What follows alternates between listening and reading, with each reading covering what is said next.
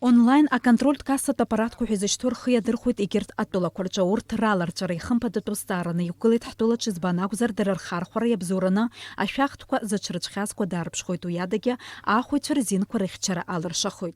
Цель внедрения вообще ККМ онлайн – это самое главное сокращение неучтенного оборота наличного, денежного наличного обращенного. Еще помимо этого основная цель – это точные налоговые проверки, это упрощение администрирования налоговых платежей.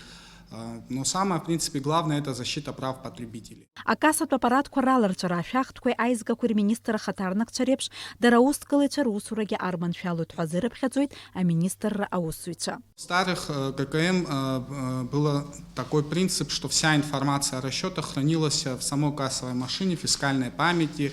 То есть она могла поддаваться корректировке, да, эти данные не систематизировались фактически налоговыми органами, то есть чтобы эти данные получить, надо было прийти на объект, задать какой-то отчет в кассовой машине, распечатать определенный отчет, то есть это все было не в электронном виде.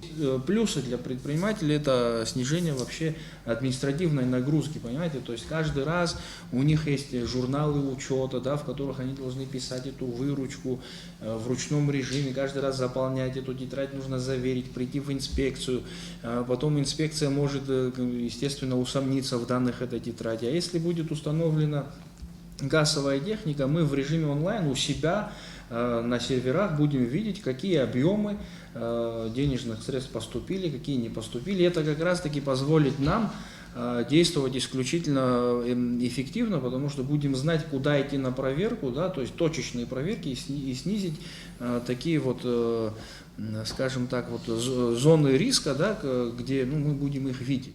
Абраку хатуб зызбах хаму аппаратку русуша онлайнла, ахылапшра шана талопсна шахткой айзга курыза, а министрча епцахо а бюджет успорта. Зиграб хадзергыла на кассат аппаратку ктыргулит анаплагду курча. Урт рухпса азбжа аускылы ухахи гуит янхаз ахунткарре шуит. Аппарат ахуфныз кинаркны жохныз кматырхынца и надзуит. 50% оплачивает государство, 50% оплачивает само предприятие, где будет установлен кассовый аппарат. На первом этапе мы планируем порядка 500 аппаратов. Вот на первом этапе будем охватывать крупные торговые объекты, автозаправочные станции. Самые крупные объекты постараемся охватить. Если большая проходимость, там более дорогой аппарат стоит. Где меньше торговля, там обычный кассовый аппарат автономный. Ну, в среднем от 6 будет до 15 тысяч. А кассат аппарат куанаплак вазигирджа и уктыргылацу мяхва по патент системала ашахт ашара яцана куанаплак мачква вах яцанакцум. Ахауи зухтана иуксмыргылаз жави наркна вяжухпа нызкматырканца ахарапса иукцахойт. А проект яхопширана егопапсна а министрча Рила Зарача. Дениза Гергеб Халыкса Гуха Апсуах Телехопшира.